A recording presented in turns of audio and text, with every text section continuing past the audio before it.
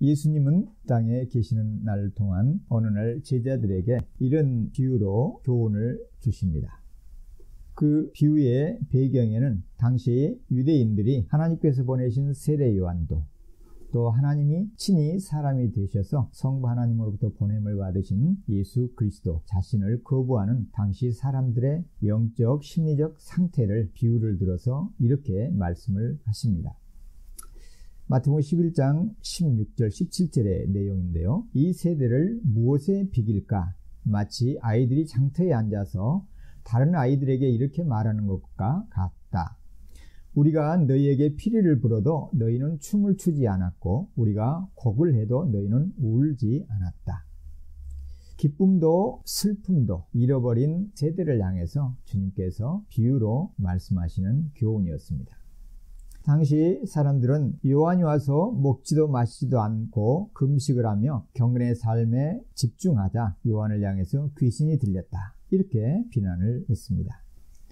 또한 인자이신 예수님이 오셔서 이제 제자들과 함께 먹고 마시자 예수님을 향해서 먹기를 탐하고 포도주를 즐기는 사람이다.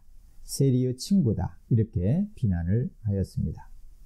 이래도 불평, 저래도 비판하는 세대를 향해서 정당한 감성을 가지고 상황과 사건과 사람들을 받아들이고 함께하지 않는 사람들에 대한 주님의 비유였습니다. 사실 예수님은 복음서에 보면은 울음을 우실 줄 아는 분입니다.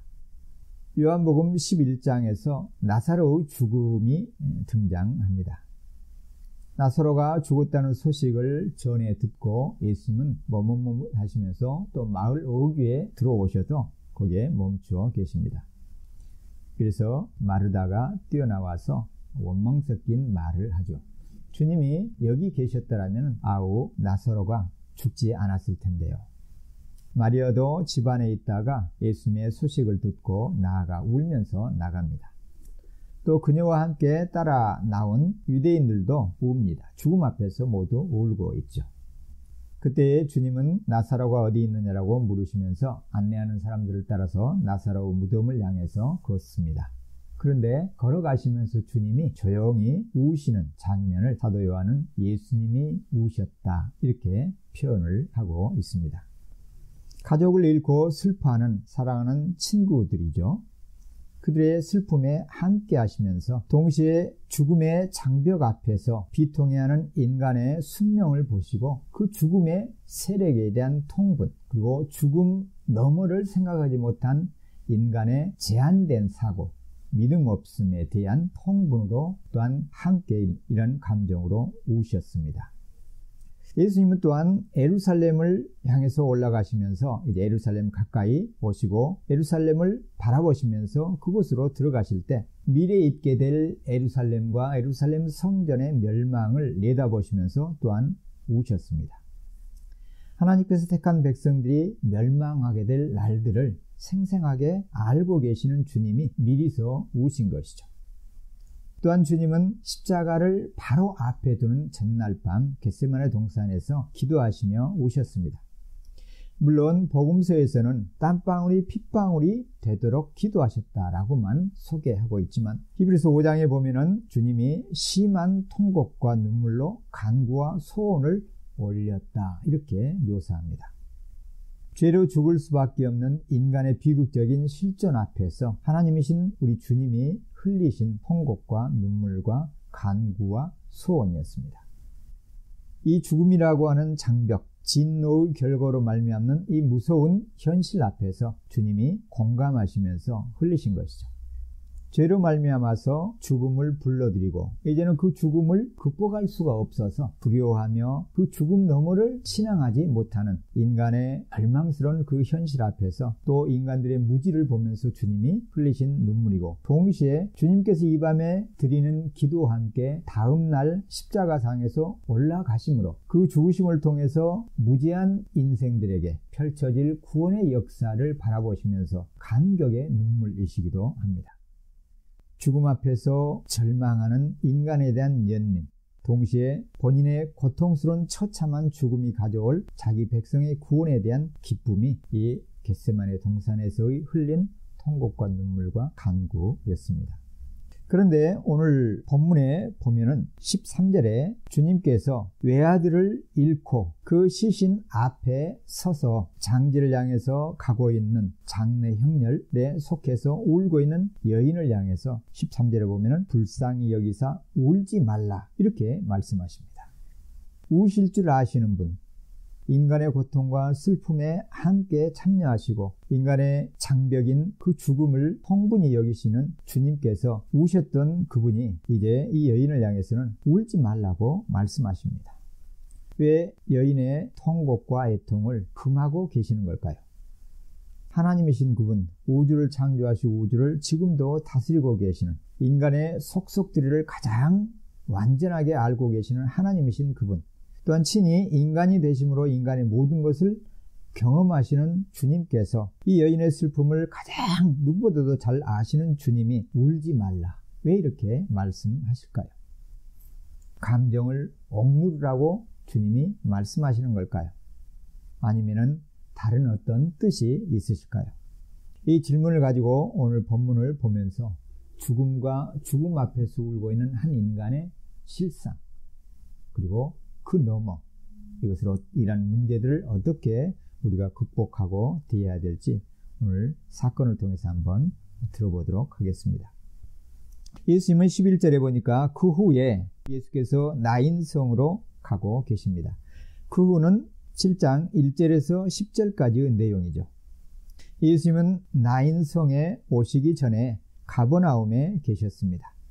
가버나움에서 한 백부장이 사랑하는 종을 이제 잃게 될 상황에 놓여 있자 예수님에게 사람을 보내서 고쳐달라고 했습니다. 그러면서 예수님이 말씀으로 이제 백부장의 종을 고치시고 백부장의 그 믿음을 크게 칭찬하십니다. 그런 다음에 지금 일어난 사건이 11절 이하입니다. 가버나움에서 이제 나인성으로 들어가고 계십니다. 가버나움은 갈릴리 이 호수 바로 북서쪽에 있는 작은 마을이죠. 그곳에서 나인성까지는 약 33km 정도입니다. 하루 정도면 걸을 수 있는 거리죠. 그리고 이 나인성 북쪽에 가까운 북서쪽에는 한 10km 지점에 나사렛이 있습니다. 예수님의 고향이죠. 그리고 그래서 가버나움과 나사렛, 나인 이 세 마을은 갈릴리 요단강을 기준으로 하면 왼쪽 편에 즉 서쪽에 위치하면서 삼각형을 이루고 있습니다. 나인이라는 마을의 잠깐 지형적인 모습을 보면 북쪽으로 다볼산이 꽤 높이 있고 바로 나인이라는 이 동네는 모래산 기슭에 자리하고 있습니다. 그래서 이스라엘 팔레스타인 지형에서 보면 이 중간 지점에 산악지역이 이렇게 있는 셈이죠. 그러니까 아주 약간 폐쇄된 그런 지역이라고 볼 수가 있습니다. 이 나인이라는 동네, 이곳을 지금 주님이 가고 계시는 것이죠. 나인이라는 성으로 가실세. 그러면은 이 나인성을 향해서 주님이 가버나움에서 내려가고 계시는데 여기에는 그냥 우연히 들르고 계시는가, 이런 생각을 해볼 수가 있죠. 그러나 주님의 사역과 그분의 평소의 말씀을 보시면서 제자들에게 낮 동안에 일을 하도록 하시고, 우리 주님은 아버지께서 하라고 하시는 일만을 하시고 아버지의 뜻만을 이루기 위해서 이 땅에 오셨다라고 말씀을 하십니다. 성부 하나님께서 아들을 통해서 죄인들을 건져내서 영원한 아버지의 나라로 인도하기로 정하신 그 목적을 이루기 위해서 이 땅에서 오셨고, 주님은 한순간도 이 목적을 놓치지 아니하시고 잊지 아니하시고 일하신다라는 것을 주님이 친히 말씀하셨습니다. 그러니까 지금 가버나움에서 나인이라고 하는 마을로 주님이 들어가시는 것은 분명한 하나님의 인도하심과 그분의 목적과 그 목적에 부합한 행동이라는 것을 우리가 알 수가 있는 것이죠. 또한 우리 주님은 전능하신 분이셔서 미래의 일도 알고 계시고 그 하나님의 뜻을 보시면서 그 일을 이루시기 위해서 일하시는 주님이십니다. 나인성으로 들어오시는 주님의 목적이 있으시다는 것이죠. 하나님 아버지의 뜻이 있다는 것입니다. 이런 하나님의 목적과 뜻을 이루려는 하나님의 섭리 가운데서 주님의 행렬이 이루어지고 있다는 점입니다. 좀 더 오늘 본문의 사건을 중심으로 예수님이 나인성으로 가신다라는 표현을 확대해서 설명을 해보자고 하면은, 나인성에 한 죽은 자가 있게 될 것이고, 이 죽음에 대한 애통해하는 한 유가족을 보시고 주님께서 나인이라는 마을로 오고 계신다는 사실이에요. 그러면은 주님이 지금 가버나움에서 이 남쪽 나인이라는 동네로 오시는 마음은 어떠실까요? 이제는 남쪽 좀 새로운 지역에 가서 구경도 하고 좀 쉬고 새로운 분위기를 좀 맛보기 위해서 이렇게 내려오겠다, 이런 마음이 아님을 알 수가 있죠. 죽음을 내다보시면서 주님께서 내려오고 계시다라는 사실을 우리가 먼저 생각을 해볼 필요가 있다는 점입니다. 그때에 제자들과 많은 무리가 동행합니다. 11절에도요. 제자들은 늘 주님과 함께 했던 주님의 신실한 제자들이죠. 그런데 많은 무리가 동행하고 있습니다. 왜 이 무리는 동행하고 있을까요? 바로 7장 1절에서 11절에 있었던 백부장이 사랑했던 종을 살린, 죽을 병에 있었던 종을 살려낸 그 기적을 목격한 무리이기 때문에, 이 나사렛 예수라는 사람은 대단하구나, 뭔가 있구나, 이분을 따라다니면 뭔가 새로운 일들을 경험할 수가 있겠구나, 이런 호기심도 갖고 있는 사람들이 이 무리 가운데 있을 것입니다. 또 이제 아픈 부분들을, 또한 어떤 필요들을 채우기 위해서 주님을 따르는 사람들도 있겠죠. 어쨌든 그 사람의 숫자가 꽤 컸습니다. 그래서 많은 무리가 예수님을 따랐다, 이렇게 표현하고 있습니다. 예수님을 따르는 사람들은 많고 종류도 여럿이 있지만 각자의 속셈도 이렇게 다를 수가 있을 것입니다. 이들이 이제 나인 성문에 가히 이르게 됩니다. 이 마을에 성문이 있다고 하는 것은 어떤 마을인지 우선 알 수가 있습니다. 성문에서 모일 만큼 마을에는 사건들이 있었고, 그러면 그 사건들을 해결하기 위한 장로들과 그 지도자들이 이 성문 앞에서 회의를 하고 마을의 문제들을 처리해야 할 만큼 마을은 꽤 규모가 있었음을 알 수가 있죠. 어떤 분은 한 200여 명 정도 이 마을에 거주했을 것이다 라고 이렇게 추측하기도 합니다. 어쨌든 이 산골 마을이지만 성을 갖고 있고, 그리고 그 문을 통과해야만 드나들 수 있는 그런 문이 있는 그곳에 지금 도착하십니다. 그거 가까이에 이를 때 사람들이 한 죽은 자를 메고 나옵니다. 12절이죠. 성문 가까이에 있습니다. 예수님 지금 이 나인이라는 성으로 들어가시려고 하시고 예수님과 많은 무리들이 지금 따라가고 있는 것이죠.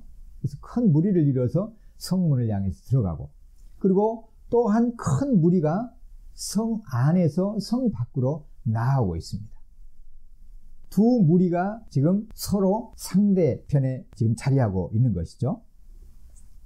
자, 한 분은 예수님이 앞장서 계시고 성문에서 나오는 것은 다른 한 여인이 앞장서 있습니다. 예수님은 생명의 구주로서 생명을 살리는 그러한 길을 걷고 계시는 것이고, 마을에서 나오는 분들은 12절에 보니까 죽은 자를 메고 나오고 있죠. 죽음의 행렬이에요. 생명의 행렬, 죽음의 행렬, 많은 무리들을 대동하고 지금 맞닥뜨리고 있죠. 어떤 면에서는 어둠과 빛, 사망과 생명이 충돌하고 있는 그런 장면이에요. 한쪽에서는 죽음 앞에서 어쩔 줄 몰라 울면서 통곡하면서 애도하는 그런 행렬이고, 한쪽에서는 죽을 병을 고치시고 생명으로 일으킨 이 놀라운 기적을 찬양하면서 감격해하는 이런 행렬이 지금 대조를 이루면서 가까이 만나고 있는 지점이죠.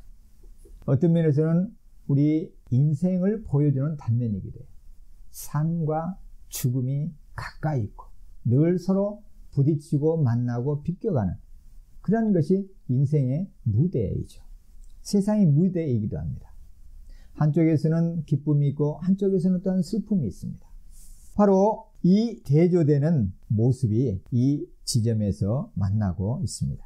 그런데 12절은 죽은 자를 메고 나오는 장면을 얘기하면서 구체적으로 한 인물을 소개하고 있습니다. 그리고 그 주인공을 또한 소개하고 있는데요. 이 죽은 자는 어떤 사람인가 하면은 한 어머니의 독자다. 이렇게 얘기하고 있습니다. 근데 우리말에는 분명하지 않지만은 죽은 자를 죽은 청년 이렇게 본문에 보면은 표현하고 있습니다. 그러니까 이 젊은이가 죽은 거예요. 젊은 청년이. 이 청년은 한 어머니의 뭡니까? 독자입니다. 외아들이라는 것이죠. 얼마나 귀중한 아들입니까? 청년이에요. 한창 혈기왕성해서 꿈을 꾸고 소망을 갖고 미래를 준비하고 열심히 뭔가를 일하고 준비하며 또한 땀을 흘려야 될 그 젊은 나이에 지금 목숨을 잃은 것이죠. 그런데 외아들입니다. 참으로 소중한 아들이 지금 죽게 된 것입니다. 그런데 더 눈에 띄는 장면은 그 다음이에요. 이 독자의 어머니가 보니까 과부입니다. 그러니까 청년이니까 나이는 그래도 꽤 중년을 넘어서겠죠. 당시 기준으로 하면 노인에 해당할 것입니다. 어머니는 그런데 문제는 홀로 된 과부예요. 그 횟수가 얼마나 됐는지는 잘 모르겠어요. 그러나 이 여인에게는 독자가 유일한 소망이고 유일한 힘이고 위로 또는 어떤 의지처가 된 것이죠. 그런데 그 아들을 잃어버린 겁니다. 남편도 잃고 아들도 잃어버렸습니다. 이제 남은 것은 이 여인 홀몸뿐이에요. 그래서 그런지 이 여인의 처지가 너무 기가 막혀서 그런지 많은 사람들이 이 여인의 아픔에 동참하고 있습니다. 많은 사람이 그와 함께 나오고 있습니다. 유대 사회에 있어서 여성이라는 신분 그 자체가 얼마나 척박한지 우리는 잘 알죠. 인구 계수에도 들어가지 않을 만큼 낮습니다. 그런데 여성으로서 노인이면 더 그렇죠. 힘도 없고 사회적으로도 지위가 열악합니다. 그러나 이런 여성들이 그래도 사회적인 관계를 이뤄나갈 수 있는 것은 결혼이라는 제도를 통해서 한 가정을 이루게 되면 누구누구의 아내 이렇게 되어서 존중을 받고 사회적인 관계를 해나갈 수가 있어요. 거래도 하고 만남도 갖고 일도 해나갈 수가 있고 공동체의 한 일원으로서 자리하고 그래서 삶을 영위할 수가 있는 것이죠. 그런데 이런 관계들은 주로 남편을 통해서 일어나는 거예요. 남편을 통해서 일을 얻게 되고 거래를 하게 되고 노동력을 또한 제공하고 또한 그 대가를 받기도 하고 이런 통로가 주로 남편들이에요. 남성 중심의 사회니까. 그런데 남편을 잃게 되자 이제는 이 아들 청년을 통해서 어느 정도 그 공백을 메울 수가 있었던 것이죠. 그런데 이제는 아들까지 잃게 되었으니까 한 사회의 구성으로서 사회적인 관계를 이룰 어떤 매개점을 다 잃어버린 것이죠. 어떤 무역을 하기도 그렇고 함께 일을 하기도 그렇고 뭔가 노동력을 제공할 기회를 얻는 일자리를 얻는 또 이웃들과의 관계, 사회적인 관계, 사귐 이런 것을 이룰 모든 통로들을 지금 잃어버린 여인입니다. 그러니까 이 상황이 너무 딱한 것이죠. 이 여인이 이제 아들의 시신 앞에서 지금 나오고 있습니다. 이 아들은 죽은 지 얼마나 됐을까요? 1세기 유대 장례법을 보면은 유대인들은 누군가가 이제 임종할 무렵이 되면은 먼저 장례 준비를 합니다. 사람들에게 알리고 장례 준비를 하죠. 그래서 장례 물품을 준비합니다. 그리고 임종이 확실하게 되면은 눈을 확인하고 눈을 감기고 입을 다물게 합니다. 그리고 향료나 이제 기름을 가지고 시신의 고인의 옷을 벗겨내고 깨끗하게 씻습니다. 그래서 깨끗하게 씻은 다음에는 세마포와 같은 이런 천으로 정중하게 이렇게 싸죠. 돌돌 말듯이 예수님도 그렇게 하시지 않습니까? 그리고 머리 부분은 얘는 다른 별도의 그 머리를 감싸는 그러한 세마포로 머리를 두릅니다. 그리고 벗겨지지 않도록 이제 묶죠. 고정을 하죠. 그리고 손과 발도 헝겊으로 된 끈으로 이렇게 묶어서 움직이지 않도록 그렇게 고정을 시킵니다. 그리고는 나무로 된 들것에 이 시신을 올려놓고 이제는 장례를 하게 됩니다. 왜냐하면 유대인들은 구약 성경의 기준대로, 창세기 말씀대로 사람이 죽으면은 흙으로 돌아간다라는 것을 확실하게 믿었습니다. 그래서 시신이 흙 속에, 땅 속에 바로 돌아갈 수 있도록 어떤 못, 철제 이런 도구들을 사용하지 않은 것이죠. 그래서 관도 나무를 이용해서 그냥 그 들것 위에다가 올려놓고 그대로 시신을 이제 무덤에 둡니다. 바로 또 유대인들은 시신을 그대로 둔 채로 저녁을 보내어서는 안 됩니다.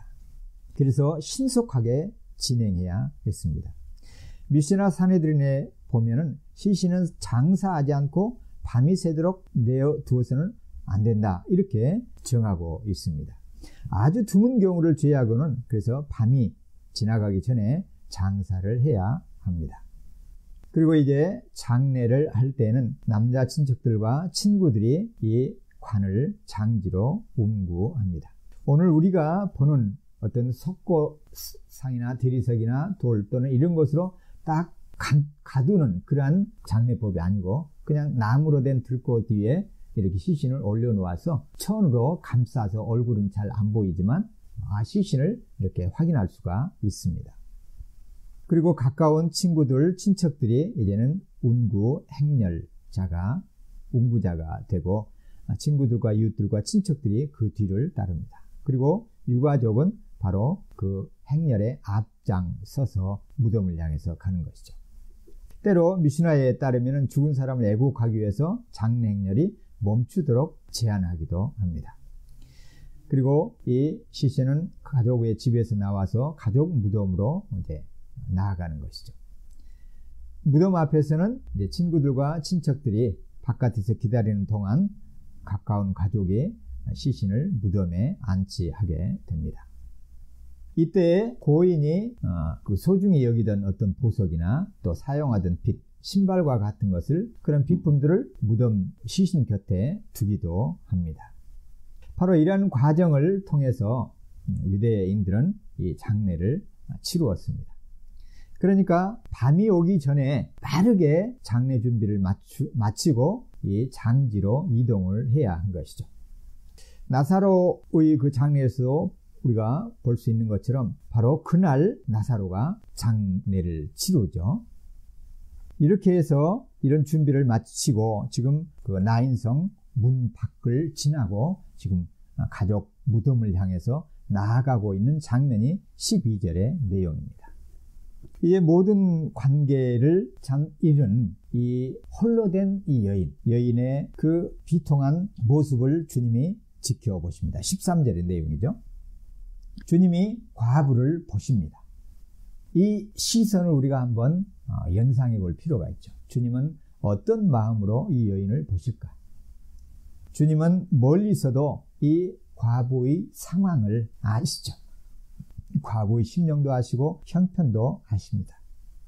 주님은 그 여인을 보고 불쌍히 여기십니다. 주님의 긍휼하심이죠. 주님의 컴패션이 일어납니다.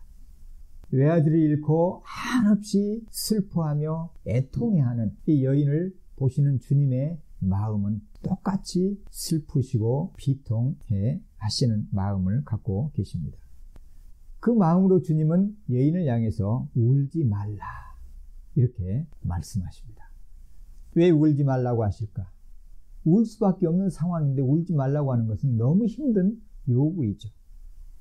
주님도 우셨던 분이신데 이 여인을 향해서는 울지 말라고 말씀하셔요. 왜 그러셨을까? 주님은 누구보다도 죽음의 절대성을 아는 분입니다. 죽음 앞에선 인간의 연약함을 아시는 분이시죠. 모든 인간은 죄의 결과로 말미암아 죽음이라는 경험을 벗어날 수가 없다는 것을 아십니다. 그러시는 주님이 울지 말라 이렇게 하시면서 14절 보니까 가까이 다가가십니다. 그리고는 관에 손을 대십니다. 놀라운 모습이죠. 왜 놀라운 주님의 모습이신가요? 시신, 관에 손을 댔다 이 말은 이제 시신이 놓여 있는 바로 그 시신에 손을 대신 것이죠. 유대의 정결법상 시신은 부정한 것입니다. 죽음 또한 부정한 것이고 그 시체는 그래서 부정한 것이죠. 민수기 19장 10절에서 22절까지의 내용에 보면은 죽음에 대해서 부정하기 때문에 죽음을 만난 사람, 경험한 사람들이 어떻게 해야 될지 자세하게 일러주고 있습니다. 사람의 시신을 만진 사람은 이래 동안 부정합니다. 그래서 잿물로 자신을 깨끗이 씻어야 됩니다. 그렇게 하지 않으면 그 사람도 부정하게 됩니다. 그래서 누구든지 죽은 사람의 시체를 만지고 정결하게 하지 않는 사람은 여호와의 성전, 성막을 더럽히게 됩니다. 그래서 성전에 들어가기 전에는 시신을 만져서 정결하게 하지 않고서는 들어가서는 안 되는 것이죠. 그런데 이 말씀을 잘 아시는 주님이 지금 관에 손을 대십니다. 그러자 이 시신을 들것에 올려놓고 메고 가던 운구자들이 머물러 섭니다. 예수님이 그때 말씀하십니다. 죽어있는 시신을 향해서 청년아 내가 네게 말하노니 일어나라 이렇게 명령하십니다. 갑작스러운 지금 상황이죠. 누구도 예상하지 못했던 장면이죠. 누가 감히 시신을 향해서 일어나라 내가 내게 말하노니 마치 살아있는 사람에게 대화하시듯이 내가 내게 말한다. 그러니까 일어나라. 이렇게 명령을 하시죠. 죽음을 아는 자, 그리고 그 죽음을 이길 수 있는 분만 이런 명령을 내릴 수가 있죠. 죽은 시신을 향해서 감히 누가 일어나라 이렇게 말할 수가 있습니까? 어떤 종교의 창시자도 이런 명령은 할 수가 없습니다. 인간은 할 수가 없습니다. 죽음이 무엇입니까? 단절이죠. 육체와 영혼이 분리되는 것이죠. 그리고 하나님과의 관계가 분리되는 것. 죽음은 모든 관계로부터 분리와 단절이 이루어집니다. 아무리 아끼고 좋아하던 어떤 대상이 있다고 할지라도 죽음은 그런 모든 좋아하는 것들을 내어놓도록 합니다. 단절시켜 버리죠. 이것이 죽음의 폭력이고 죽음이 그래서 두려운 것이죠. 아무리 사랑하는 대상도 죽음이라는 현실은 다 끊어버립니다. 아무리 귀한 것도, 아무리 많이 누렸던 명성도 죽음으로 돌아가는 순간 모든 것이 끊어집니다. 아무리 많이 쌓았던 업적도, 공적도 다 끊어집니다. 죽음의 잔인함이고 죽음의 엄중함이고 죽음의 절망적인 특성입니다. 그런데 가장 사실 죽음 가운데서 무서운 죽음은 뭡니까? 영원한 죽음이죠. 하나님과 영원히 분리되는 것. 하나님이 계신 천국으로부터 영원히 멀어져서 지옥에 있게 되는 것. 그래서 죽음은 성경에서 소멸이나 멸절이라고 하지 않죠. 어떤 이단 교파들은 죽음을 영혼의 멸절 이렇게 봅니다. 그러면은 심판이나 지옥도 필요가 없죠. 멸절돼 버립니다. 세상 사람들도 그렇게 생각하는 사람들 있죠. 죽음은 끝이다. 이렇게 생각하는 사람들 있죠. 모두 다 성경적인 가르침이 아닙니다.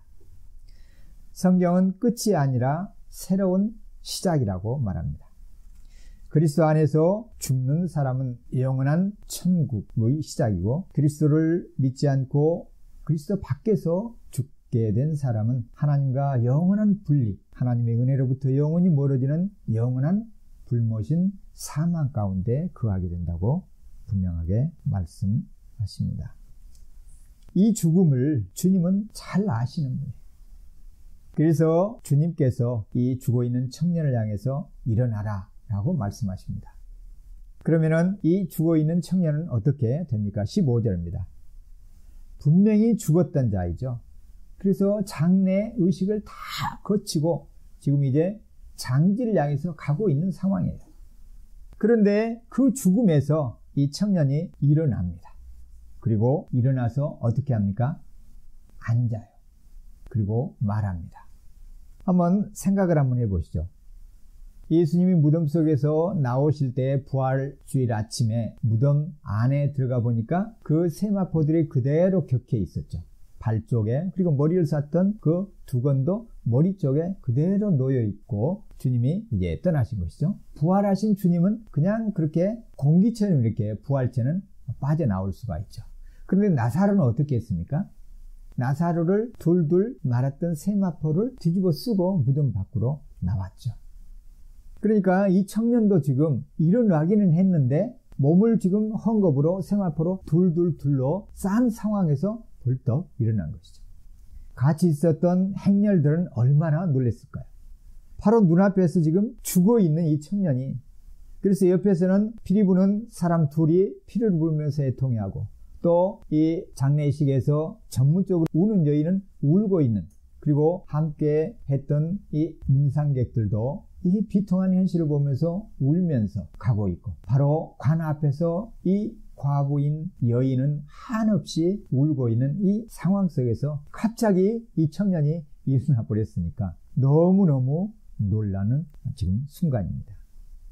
그리고 앉아서 말하기 시작하는 거예요. 뭐라고 말했을까요? 궁금하죠. 어쨌든 말을 합니다. 예수님에게 뭐라고 말을 했겠고, 예수님도 무슨 말씀을 하시는지는 모르지만 좌우지간 이렇게 일어나 앉아서 말을 합니다. 그때 예수님이 15절에 보니까 이 살아난 청년을 어떻게 합니까? 축하한다. 뭐 이런 말씀을 하시기도 전에 이 청년을 어머니에게 보냅니다. 자, 13절에서 15절의 내용을 잘 보시면은 13절에서 예수님이 과부를 보시고 불쌍히 여기시죠. 그리고 15절 끝부분에서 이 살아난 청년을 그 여인에게 돌려 보내십니다. 그러니까 13절과 15절의 내용은 여인으로 시작해서 여인으로 끝나고 있어요. 이 장면의 주 관심이 여인에게 맞추어져 있다는 거예요.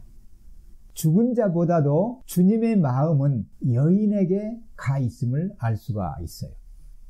죽음 앞에서 한없이 절망하고 낙담하고 미래에 대한 불안, 염려로 근심하고 있을 이 여인에게 주님께서 모든 것을 회복해 주고 계시다는 점이죠. 여인의 입장에서 한번 생각을 해보십시다. 죽어있던 아들이 살아났어요. 그러므로 인해서 이제는 아들을 새로 얻게 된 것이죠. 이전의 상태, 아들을 죽음에 내어주기 전의 상태로 아들이 바로 여인에게 주어지는 것으로 이제는 하나의 온전한 가족, 이전에 가졌던 그 가족을 똑같이 회복하게 됩니다. 이 모습을 통해서 이 여인은 다시 예전과 똑같이 사회생활을 해낼 수가 있는 것이죠. 여인의 사회적인 지위가 그대로 회복되고 있는 장면입니다. 이렇게 의사요 역사가인 누가는 이 장면에서 죽은 이의 살아남이 아니라 여인에게 관심을 모으고 있다는 점입니다. 이걸 통해서 우리는 뭘 볼 수가 있습니까? 예수님이 누구신가를 우리가 볼 수가 있다는 것이죠. 예수님은 죽음을 이기시고 죽음에 대해서 중단을 명령하실 수 있는 능력이 있으신 분이시죠. 죽음보다 더 큰 권세를 지니신 분임을 알 수가 있습니다. 신적인 능력, 아니 하나님이심을 보여주고 있는 것이죠. 또 주님은 어떤 분입니까? 애통해하는 한 사람을 긍휼히 여기시는 주님을 우리가 볼 수가 있습니다. 긍휼을 베푸시는 분, 한없는 슬픔 가운데 있는 인생들에게 가장 커다란 긍휼을 주시는 분, 그분이 예수님이심을 볼 수가 있습니다. 의식적인 불결, 인간의 제도, 죽음이라고 하는 장벽, 이런 모든 것들을 깨뜨리시고 주님은 긍휼을 보여주시는 분이심을 우리가 볼 수가 있습니다. 개혁주의 신앙고백서인 웨스트민스터 대요리문답과 하이델베르그 요리문답에서는 죽음에 대해서 이렇게 가르치고 있습니다. 웨스트민스터 소요리 문답 37번에 보면은 이렇게 질문을 합니다. 신자가 죽을 때 그리스도로부터 어떤 유익을 받습니까? 이렇게 질문해요. 신자가 죽을 때 그리스도로부터 받는 유익을 가르치고 있습니다. 세상 사람들이 생각하는 것처럼 죽음 그 자체가 손실이고 잃어버리는 것이고 무조건 슬프고 절망적인 것이 아니라는 것을 가르쳐주고 있다는 점이에요. 예수님이 생명이시기 때문에 이 교리들은 이런 것을 가르치고 있는 것이죠. 예수님 안에서 이 죽은 청년과 같이 되살림을 받게 될 신자는, 즉 부활의 은혜를 누리게 될 신자에게 있어서 죽음은 부활에 대한 소망과 부활의 생명을 누리지 못할 세상 사람들하고는 다르다는 것이죠. 이 점을 오늘 본문을 우리가 보면서 분명히 알 필요가 있어요. 죽음을 어떻게 이해할 것인가. 왜냐하면 세상에 많은 사람들이 죽음의 공포 때문에 두려워서 매인 삶을, 노예와 같은 죽음의 노예의 삶을 사는 경우가 일반적이죠. 이것은 종교인들도 마찬가지예요. 그러나 성경에서 하나님께서 신자들에게 가르쳐 주시는 죽음에 대한 정의는 우리가 분명하게 이해를 해야 합니다. 오히려 성경은 죽음이 유익이 있다 이렇게 말해요. 어떤 유익을 주님이 주십니까? 4가지 유익을 소개합니다. 신자들이 죽을 때 첫 번째 유익은 신자들의 영혼, 즉 죽은 신자는 그 영혼이 완전하게 거룩해진다. 이렇게 첫 번째 유익을 소개합니다. 신자는 죽으면 어떻게 된다고요? 죽을 때 그 영혼이 완전히 거룩하게 된다는 거예요. 두 번째, 즉시 영광에 들어간다. 즉시 영광에 들어간다. 세 번째, 신자의 몸은 여전히 그리스도와 연합되어 있다. 네 번째, 그 몸은 부활 때까지 무덤에서 안식한다. 자, 영혼의 완전한 거룩해 됨, 즉각적으로 영광에 들어감, 신자들의 죽은 몸은 지금 시신이에요. 여전히 그리스도와 연합되어 있음, 그리고 부활할 때까지 무덤에서 편히 안식한다. 4가지의 유익을 말하고 있습니다. 좀 더 설명을 덧붙이면은 영혼이 완전히 거룩하게 된다는 건 뭘 말합니까?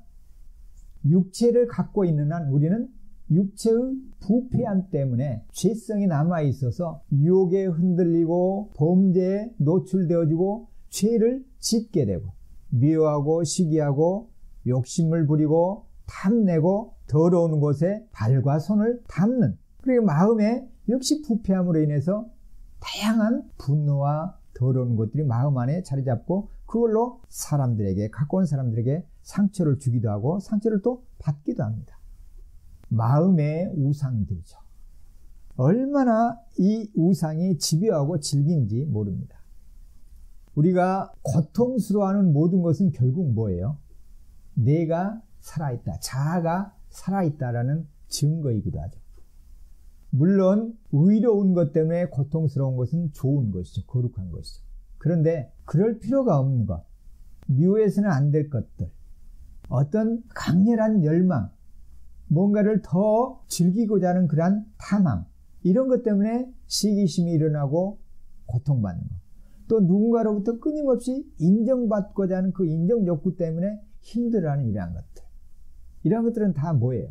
육체, 이 부패한 육체가 조성해낸 죄성들의 결과인 것이죠. 그것은 다시 얘기하면 나의 자아를 하나님보다도 더 귀히 여기는 결과로 온다라는 점이죠. 이런 것들이 우상입니다. 그런데 죽음에 이르는 순간 신자의 모든 영적인 고통과 결핍이 채워지고 이제는 거룩하게 된다는 거예요. 주님의 모습으로 닮는다는 것이죠. 그래서 범죄하지 않게 됩니다. 욕망 때문에 고통을 느낄 필요도 없습니다. 죄와 사단의 유혹에 빠질 이제 근거도 없어집니다. 사라져버린 것이죠. 죄의 근원이 사라져버리니까 사단이 더 이상 우리를 공격할 수가 없는 것이죠. 이런 면에서 신자의 죽음은 영광스러운 것이고 그 순간 완전히 거룩하게 된다는 점입니다. 그리스도 안에 있기 때문에 참으로 이제는 자유롭고 평온을 비로소 유지할 수가 있습니다. 두 번째 유익은 목숨이 마지막 숨을 내뱉고 이제는 숨이 끊기는 순간 신자의 영혼은 어떻게 됩니까? 신자는 즉시 하늘의 영광에 들어가게 됩니다. 자, 여기에서 우리가 기억해야 될 내용은 즉시 영광에 들어간다는 점이에요. 즉시. 이 점에 있어서 어떤 사람들은 이건 그렇지 않다. 죽은 다음에 즉시 영광에 들어가지 않고 영광에 들어갈 수가 없이 지금 중간 단계에 머문다. 소위 말해서 낙원을 천국과 똑같이 보지 아니하고 다르게 보고서는 그러한 상태에 천국보다는 못하고 이 땅의 질서보다는 조금 더 나은 그러한 상태에 영혼이 들어가 있다. 이렇게 생각하는 분들이 있어요. 특별히 로마 가톨릭 교리에서는 연옥론을 이제 가르치죠. 그래서 죽은 다음에 가톨릭 신자라고 할지라도 예수를 믿는 신자라고 할지라도 천국으로 바로 들어가지 못하고 연옥의 중간 단계에 머물러 있다고 가르칩니다. 그래서 여기에서 남아있는 죄, 완전히 씻음을 받지 못하는 죄를 다 씻고 그 죄를 씻는 기간들을 다 보내고 그것이 수천 년, 수만 년이 걸릴 수도 있고 죄에 따라서 그런 다음에야 천국으로 들어갈 수가 있다. 이렇게 가르치죠. 이것을 이제 공로주의라고 그러죠. 내 죄를 내 노력에 의해서 아니면은 죽은 다음이니까 이 땅에 남아있는 가족들, 주변에 있는 신자들이 열심히 기도하고 교회를 위해서 헌신하고 봉사하면은 그 공로가 적용되어서 누구 죽은 자의 이름을 위해서 기도하고 헌신하면은 그 공로에 따라서 죄가 감해져서 연옥에 있던 가족이 천국으로 훌쩍 올라간다. 이런 이제 가르침이잖아요. 그런데 교회 안에서도 이런 중간 단계를 천국과 어떤 낙원을 구분해서 신자라고 할지라도 죽은 다음에 바로 천국에 가는 것이 아니라 일정한 기간 동안에 천국에 바로 들어가지 못하고 머물러 있는 좋은 곳이 있다. 이렇게 생각하는 사람이 있고 또 그렇게 가르치는 교사들도 많이 있습니다. 그러나 웨스트민스터 소유리 문답 또 성경을 보면은 즉시 신자는 죽은 다음에 하늘의 영광에 들어갑니다. 이것이 바로 그리스도와의 연합 교리예요.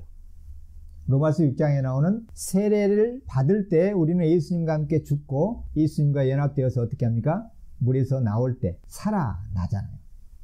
그리고 그리스도 안에서 죽게 된 신자들은 죽는 다음 그리스도와 연합되어 있기 때문에 하나님 보좌 우편에 바로 가서 천상의 예배에 함께하는 그런 특별한 영광을 누린다고 분명하게 주님이 가르쳐 주시죠.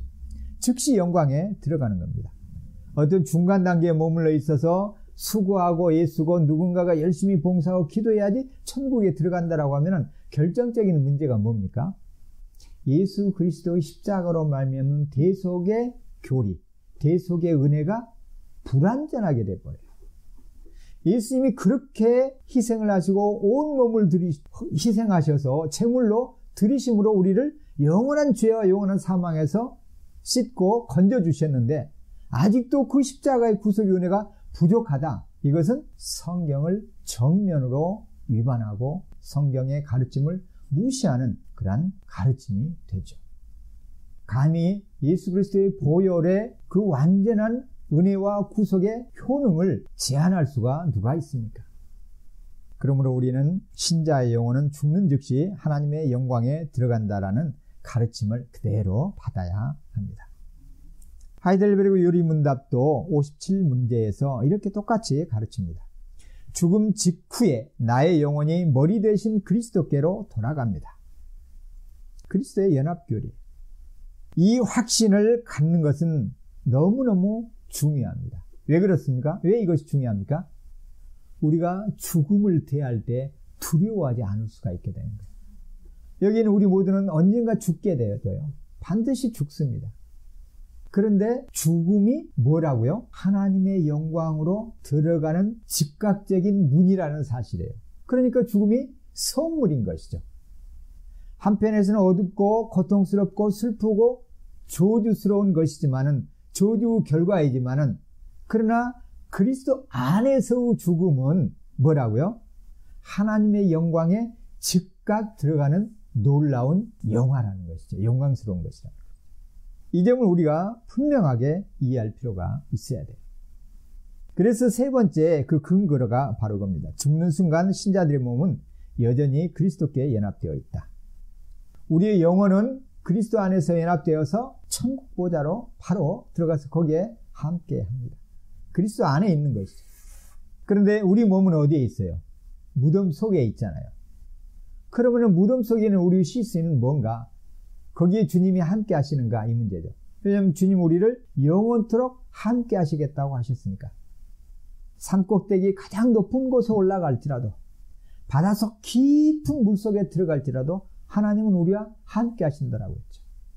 주님 임마누엘의 주님은 우리와 영원토록 언제든지 어느 곳에든지 함께 하시겠다고 약속해 주셨습니다. 마태복음 28장의 내용이다. 언제나 어디서나 영원토록 내가 너희와 함께 하겠다. 이렇게 약속하신 주님이 우리 몸이 무덤에 들어갈 때는 외면하실까요? 그렇지 않다라는 사실이에요. 이 죽음조차도 우리를 그리스도에게서 떼어놓을 수가 없다는 가르침이 로마서 8장의 말씀이죠. 예수님을 믿고 세례를 받음으로 그리스도와 하나 된 연합은 그 무엇으로도 하나님의 손에서 우리를 끊을 수가 없다는 사실이에요. 우리 육체가 죽는다고 해도 여전히 우리 몸은 그리스도와 연합되어 있다는 사실입니다. 신자의 특별한 영광이요 특권입니다. 그래서 이 상태로 우리 몸이 그리스도께서 다시 오셔서 이제는 무덤에 있는 우리 몸을 향해서 누구야 하고 부르잖아요. 부르시겠다고 하셨잖아요. 요한복음 5장 24절에. 그러면은 무덤으로부터 살아나죠. 죽은 자들이 살아나요. 예수님을 믿지 않고 죽은 자들도 살아나요. 죽은 신자들도 주님의 음성을 듣고 살아납니다. 그리고는 어떻게 됩니까? 그 순간 썩을 몸이 썩지 아니할 부활의 몸으로 변화되어서 부활의 몸을 입고 영원토록 이제는 하나님과 함께 살게 되는 것이죠. 이것이 영생입니다. 물론 지금 이 순간 그리스도 안에서 연합된 우리도 영생의 삶을 살지만 부활의 몸을 입고 몸으로 영원히 사는 영생을 또한 우리는 기다리고 있는 것이죠. 그래서 그때까지 주님이 오셔서 우리를 부르실 때까지, 물론 우리가 살아있을 때 죽지 않고 죽음을 경험하지 않고 주님이 오시면 우리는 무덤에 들어갈 필요도 없는 것이죠. 그러면 더 어떤 면에서 감격스럽고 영광스럽죠. 그러나 우리가 혹 죽는다고 할지라도 우리 시신은 무덤 속에 들어가서 썩어가지만은 안식한다는 거예요. 그리스도와 함께 안식을 누리고 있는 거예요. 그러니까 썩을 몸조차 우리가 슬퍼하거나 두려워할 필요가 없음을 알 수가 있죠. 주님이 우리를 불러내시면은 부활의 몸으로 변화되어서 이제는 영원히 주님과 함께 지내게 됩니다. 그래서 하이델베르그 요리문답 40번에서 45문에서는 예수님의 죽으심과 부활을 다루고 있습니다. 40번에서 질문을 이렇게 합니다. 왜 주님이 죽으셔야만 했습니까? 왜 그리스도께서 죽으셔야만 했는가? 여기 된 답으로 하나님의 공의와 진리가 죽음을 요구하기 때문이다. 오직 하나님의 아들의 죽으심만이 우리 죄값을 속죄할 수 있기 때문입니다. 뭐 때문에 죽으셨다고요? 죄에 대한 하나님의 공의, 그리고 진리는 죄에 대한 죽음, 생명을 요구한다는 것이죠. 죽음으로 그 대가를 치러야 했습니다. 그런데 죄인은 아무리 자신이 죽는다고 할지라도 그 죄값을 치를 재물이 못 되는 것이죠. 왜냐하면 재물로서의 가치가 이미 없어졌기 때문에. 그래서 죄가 없으신 하나님의 아들이 죽으실 수밖에 없었던 것이죠. 우리의 죄값을 치르기 위해서 대속 제물로 바쳐 드려진 것입니다. 그런 다음에 41번 질문에서는 왜 그리스도께서 장사 지낸 바 되셨습니까? 이렇게 묻습니다. 왜 주님이 무덤 속에 들어가셔야만 했습니까? 답은 이렇습니다. 그리스도께서 묻히신 것은 그분의 죽음이 사실이라는 것을 증거합니다. 주님의 죽음은 분명하다는 것이죠. 실제로 죽으셨다는 것이죠. 이렇게 그리스도의 죽으심과 장사 지냄에 대한 문답을 한 후에 이제 우리가 죽어야 하는 문제를 42문 이하에서 이렇게 다루고 있습니다. 42번 질문입니다. 그리스도께서 우리를 위해서 죽으셨는데 왜 우리는 여전히 죽어야 할까요? 그렇잖아요. 주님이 우리를 대신해서 우리를 위해서 죽으셨다고 하면 우리는 죽을 필요가 없어야 하잖아요. 그런데 우리는 여전히 죽어야 하는가요? 이 질문에 뭐라고 답을 하겠습니까? 우리 죽음은 우리 죄값을 치르는 것이 아니라는 거예요. 우리가 죽는다고 해서 우리 죄값을 그럴 만한 가치가 우리 안에는 없다는 것이죠. 무엇 때문에 그러면은 우리가 죽어야 합니까? 이렇게 대답을 합니다. 우리가 죄를 그치고 영생에 들어가게 하는 문입니다. 죽음이라는 것이 뭐라고요? 그 나쁘고 악한 죄를 비로소 죄를 그치고 어디로 들어간다고요? 영생에 들어가게 하는 문이 뭐라고요? 죽음이라는 거예요. 죽음은 그러니까 영광스러운 것이잖아요. 이 죽음이 없다고 하면 우리는 계속해서 죄의 고통 가운데 놓여 있게 된다는 것이죠. 얼마나 그러니까 죽음이 좋은 것이에요. 이런 면에서. 비로소 죄를 그치고 이제는 어디로 들어가는 거예요? 영생의 문으로 들어가는 것이죠. 그래서 성경은 죽음을 영화의 시작이다 이렇게 보는 거예요. 하나님의 영광을 비로소 맛보고 누리는 그 출발점이 죽음이다 이렇게 합니다. 그리스도의 죽으심은 우리 죄값을 치르기 위한 대속 행위이지만 우리 죽음은 우리 죄를 갚기 위한 것이 아니라 죄를 그치고 영생으로 들어가는 문입니다. 그래서 웨스트민스터 소위 문답 37번에서 다룬 그리스도의 죽으심의 유익과 함께 하이델베르그 유리문답 43문에서도 죽음의 유익을 이렇게 얘기합니다. 십자가에서의 그리스도의 희생과 죽음으로부터 얻게 되는 다른 유익은 무엇일까요? 답. 우리의 옛자가 그리스도와 함께 십자가에 죽고 장사됨으로써 육체의 악한 욕망이 더 이상 우리를 지배하지 못하게 되고 대신 우리 자신을 감사의 제물로 드리게 되는 것입니다. 영생의 삶을 어떻게 합니까? 하나님과 함께 하나님께 찬양하면서 예배하면서 그 영생의 즐거움을 누리는 그런 특별한 세계로 들어가는 것이 바로 죽음이죠. 그래서 몸이 다시 삶으로 말미암아서 우리는 우리 영혼의 머리이신 그리스도께로 갈 뿐만 아니라 우리 몸도 그리스도의 권능으로 일으켜져서 영혼과 결합하고 그리스도의 영원한 몸과 같이 된다라는 점입니다. 그래서 헤델베르그 유리문답 58문에서 영생의 위로에 대해서 이렇게 가르치고 있습니다. 영원히 사는 것이 신자에게, 우리에게 어떤 위로를 줄까요? 이에 대한 답으로 내가 이미 영원한 기쁨을 마음속으로 경험하고 있듯이 신자들은 이걸 이 땅에서 경험하잖아요. 죽은 후에도 눈으로 보지 못하고 귀로도 듣지 못하고 사람의 마음으로 생각하지 못하였던 완전한 행복, 곧 하나님을 영원히 찬양하는 복을 누리게 될 것이다. 이것이 바로 신자들이 죽음으로 비로소 그리스도와 연합하여서 이루게 되는 특별한 영광임을 우리가 알 수가 있습니다. 바로 오늘 주님께서 이 청년의 죽음을 되돌이키셔서 과부인 어머니에게 생명을 돌려주심으로써 다시 우리가 이 죽음을 이기고 영원한 생명을 얻게 될 그때의 기쁨과 특별한 은혜를 미리서 조금 맛보게 해주시는 것이죠. 죽음을 이기시는 분이 우리 앞에, 지금 이 눈앞에, 장래 행렬들은 눈앞에 지금 서 계시다. 아, 소망이 일어나잖아요. 살아날 수 있구나. 죽음이라는 것도 끝날 어떤 기회가 있구나. 이것을 직접 보고 눈으로 경험하고 있는 순간이잖아요. 사실 주님은 이 땅에 계시는 날 동안 하나님 나라의 복음을 가르치시면서 영생에 대해서 계속해서 가르쳐 주시잖아요.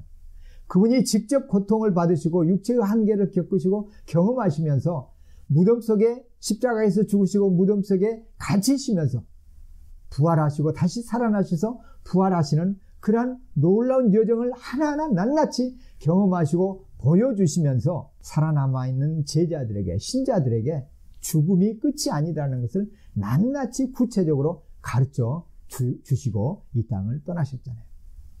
그 주님이 지금 미리서 이 과부인 여인에게 울지 말라고 그래서 말씀하신 거예요. 죽음이란 울 일이 아니라는 거죠. 죽음을 이기는 분이 계시다는 거예요. 죽음을 지배하고 죽음을 통치하시고 죽음을 죽이시는 분이 계시다라는 것을 지금 여인에게 보여주고 계시는 장면입니다. 이 여인은 아들의 살아남과 함께 더 놀라운 것은 죽음을 죽이시는 주님 앞에 있다는 거예요. 그분을 지금 이 여인이 만나고 있다는 사실이죠. 이것이 더 놀라운 은혜인 거예요. 그렇잖아요. 청년이 살아나는 것보다 청년을 일으키신 그 구주가 지금 바로 눈앞에 있다는 거예요. 이 여인은 슬픔 속에서 아들의 죽음을 통해서 이 생명의 구주를 지금 면대하고 있는 거예요. 여러분들은 어떻습니까? 부활하신 주님이 나의 주라고 고백하면서 과연 이 죽음의 공포로부터 자유롭고 해방되어 있는지, 아니면 아직도 내가 죽을까 봐서 염려하고 걱정하는 삶을 살고 있는지, 한번 이 본문을 우리가 들으면서 주님을 다시 한번 생각을 해 보아야 되겠습니다. 내가 믿는 예수 그리스도는 어떤 분이신가? 정말로 죽음을 정복하시는 구주이신가? 부활하셔서 승천하시고 다시 오실 영원한 주로 우리가 믿고 따르고 있는가? 그렇지 않다고 하면 이 세상에 눈에 보이는 것들로 인해서 우리는 고통스럽고 두려워하고 죽음의 노예로 살아갈 수밖에 없는 거예요. 죽음의 패배를 눈앞에서 목격한 무리들은 어떤 반응을 보일 거예요? 16절 이하입니다. 두 가지 반응을 보입니다. 두려움과 찬양입니다. 모든 사람이 일시에 두려움에 빠집니다. 왜 두려움에 빠져요? 이 죽은 자를 살리신 이분은 도대체 누구인가? 그분 앞에서 두려워 떨지 않을 수가 없게 된 것이죠. 분명히 나사렛 예수 사람인데 사람 이상인 분을 지금 만나고 있는 거예요. 일어나라 라는 말씀과 함께 죽은 청년이 일어나는 이 현실 앞에서 벌벌 떨 수밖에 없게 되는 것이죠.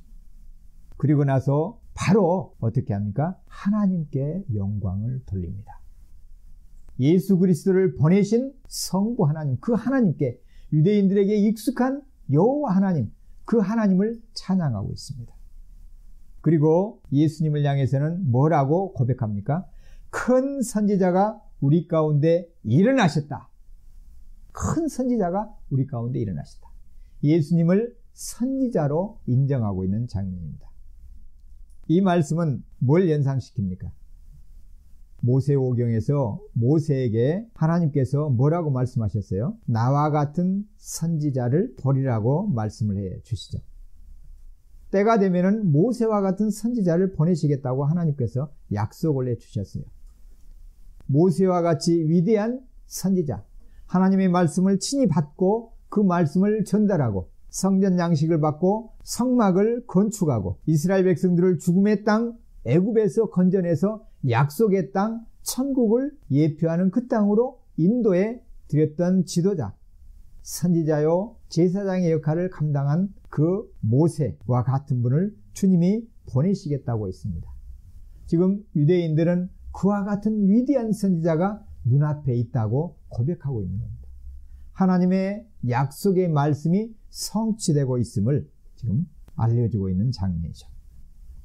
가브리엘 천사도 누가복음 1장에서 예수 그리스도를 향해서 낳을 아기를 통해서 이 자는 큰 자라고 일컬음을 받게 될 것이다 라고 말씀했죠.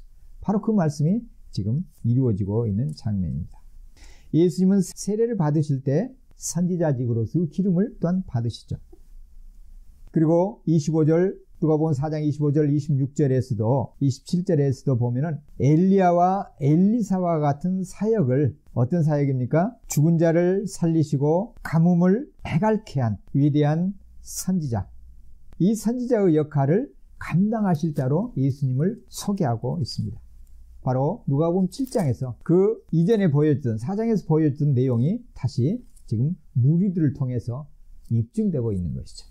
위대한 선지자가 하나님께서 우리 가운데 지금 보내주셨다, 이렇게 고백하고 있습니다. 그러면서 하나님을 찬양합니다. 하나님께서 자기 백성을 돌아보셨다, 돌보아 주셨다. 그리고 17절에 예수님에 대한 이 소문이 온 유대와 사방에 두루 퍼지다. 예수님의 소문이 비로소 퍼집니다. 누구를 통해서 퍼집니까? 이 장면을 목격했던 사람들. 그리고 이 장면을 목격하고 이 사건이 무엇이라고 설명하고 그러면서 이 사건을 보고하는 그 보고자들을 통해서 유대와 온 사방에 두루 퍼져나가게 되었습니다. 예수님을 경험하고 예수님의 생명을 누리는 사람들이 보여야 될 태도를 지금 누가복음 7장 17절은 보여주고 있는 것이죠. 이 소문이 오늘 여기에 있는 우리에게까지 전달된 것입니다. 죽음을 살리고 죽음을 정복하는 구주는, 생명의 구주는 오직 예수 그리스도 외에는 아무도 없다는 사실입니다. 내가 곧 길이요 진리요 생명이니 나로 말미암지 않고는 하나님 아버지께로 나아갈 자가 없습니다. 이 소문을 오늘 우리가 이제는 전달해야 되겠습니다. 한 주일 동안 우리 주변의 영혼들을 보면서 죽음 가운데 놓여있고 죽음을 두려워하며 죽음에 매여있는 인생들에게 생명의 구주가 오셨고 생명의 구주가 우리에게 이 말씀을 주셨다. 내가 생명의 구주로 말미암아서 영원한 생명을 누리고 있다. 이 복음을 전하는 한 주간이 되기를 바랍니다.